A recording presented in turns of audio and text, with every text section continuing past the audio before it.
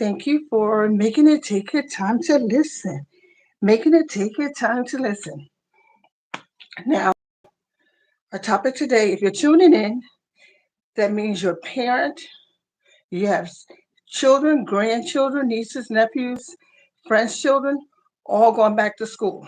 So, what this live is going to be about, I was moving around so fast to be on time, will be about mental tools preparing children, students for going back to school.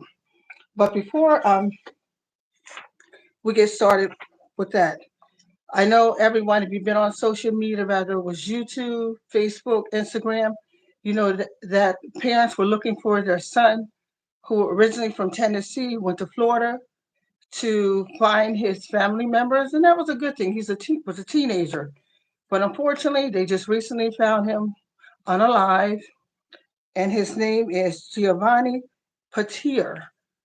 I hope I'm saying that correct. Giovanni Pelltier.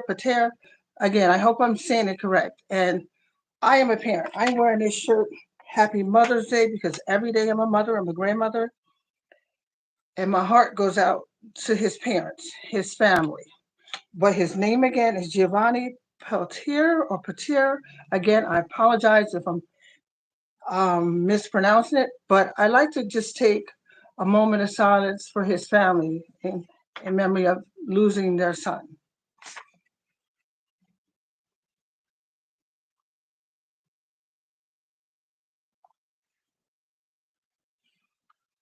Thank you. And I do pray that they get justice because the parents was looking for him. He did send a text saying, "Mom, help." And you know, as a mother, as a parent, your child needing help and you're not able to help him at that moment at the time, and that's so heartbreaking. But keep Giovanni's family in your prayers. I don't know him personally. I just know, like I said, for the past week, it's been on social media. They were looking for him. But that goes with I'm going to talk about today, this evening, and it's called Mental Tools to Prepare Your Students for School. Now, they could be in grade school, high school, but just mentally preparing them. And let's start with the proper rest. One is proper rest. They shouldn't be up all night on social media, on Instagram, playing video games. No. They may say, you may say, well, they're young, they can do it. No. They need their proper rest. Proper rest really helps them have a much better day, and it helps them mentally. Eating healthy. Snacks, snacks, snacks, snacks, snacks.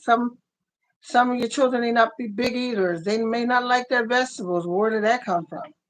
But it's important to allow them to eat healthy. Encourage them. You can't force them, but encourage them. Like I said, from kindergarten all the way up to 12th grade.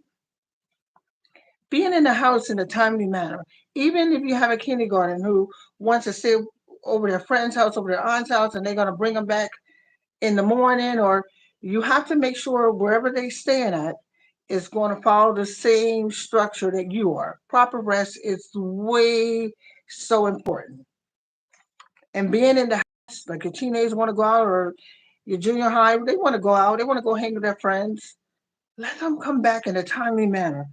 Make sure you have a list of their friends' names, numbers, where they live at is so important. That is very important. Um, Even if you can, talk to their parents. I know they may say, "Mom, I'm not a baby," or "Dad, I'm not a baby." It doesn't matter. You love your child, and you're looking out what's best for your child. You also want to build self confidence in them. Let them know that if you put your heart into it, if you try, just try it. All you can do is try. Not saying you're going to be completely successful, but you're going to be successful at trying. That is so important. Building their confidence and encouraging them to stand up for themselves, but at the same time, don't be disrespectful. Yes, they're going to want to challenge their teachers. No, if the teacher is saying something that they may find as inappropriate or not correct, wait, talk to the principal, talk maybe to another staff, or even contact the parent. When you get a chance, ask them to go use the bathroom. Tell them to go ask to go use the bathroom and text you, let you know what's going on if it's so extreme. But they have to respect their teachers. I know the teacher's going to be drained and tired out. Trust me. I know, hands on. But it's all about respect. We got to give it to get it. And even if it seems like we're not getting it, let the grown-ups handle it. Let's not try to take over everything. Let's teach them not to handle things that the grown-ups should be doing. Um, what else did I say? Building a bond with them, allowing them to feel comfortable to have a conversation with you. Don't say, oh, I don't know, they may not want to talk to me. They don't feel comfortable. But try to build that bond and let them get comfortable in talking with you, sharing some things with you because you don't want them to start hiding things and something explode, blows up, not literally, but a situation may arise and what are you going to do? You didn't even know about it, but you have to build a connection with your child, your student. That's so important. And I have this book that I find it very helpful, and it's called Conscious Discipline, and it's building resilience in the classroom. This is good for the teacher to use, but it's also good for the parents to have at home. You know, like your child may be angry or mad, and you want to say, go over there. You go to the principal's office, but try to find out what's ticking that child off. What's making them upset for that moment. Do what you can and try to diffuse it as much as possible. And here's a back of Conscious Discipline. Like I said, this is real good for the classroom, for the educators, and it's also good for the parents to have as well. But I'm not going to burn your ear off too much. But again, mental tools for the students is necessary. Go to sleep on time, get enough bed rest, eat healthy, no staying out late, no your children should not go to bed after you. I know you say, "Well, I worked all day." You got to make sure they're resting.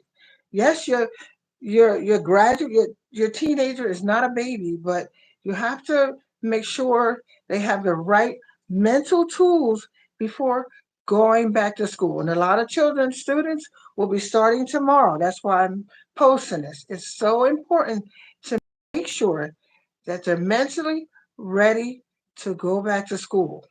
Build that relationship with them, you know? And I just want to mention it again about Giovanni. Keep his family in prayers. All he wanted to do was go meet the other side of his family, and it cost him his life.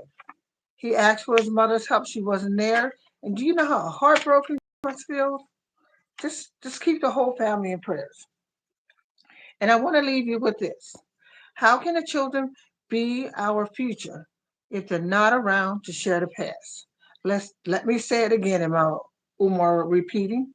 How can the children be our future if they're not around to share their past? And thank you for making it take your time to listen. Making it take your time to listen. Get your your children's students ready, mentally ready for school. And thank you for tuning in and have a good evening.